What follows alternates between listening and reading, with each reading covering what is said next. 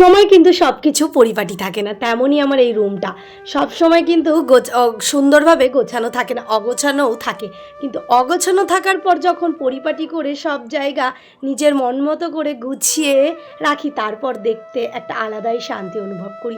আমার আরেকটা রোগ আছে, মানে আমার তো রোগের শেষ নেই।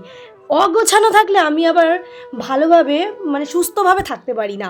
অগোছানো থাকলেই আমার ঘুম আসে না, খেতে ইচ্ছে করে না, আমার ভালো লাগে না, মনের মধ্যে একটা অশান্তি চলতে থাকে। আর গোছানো থাকলে আমি আলাদা একটা শান্তি পাই, আর অল্প খেলেও যেন আমার পেটটা ভরা থাকে। এটা পুরোপুরি আমার বাস্তব। আমি সারাদিন না খেয়েও ঘর গোছাতে ভীষণ পছন্দ করি।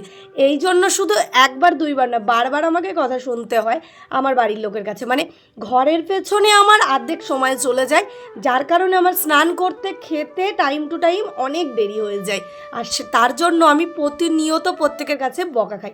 কিন্তু কি করব বলো, আমি যেটাতে শান্তি পাই আমি তো সেটাই করব। ওদেরকে কি করে আমি বোঝাই এটা? ওরা তো বুঝতেই চায় না। এক হলো আমি যে জায়গাটায় থাকবো সেটা হলো পরিপাটি থাকতে হবে, আর সব কিছু গোছানো গাছানো পরিষ্কার থাকতে হবে।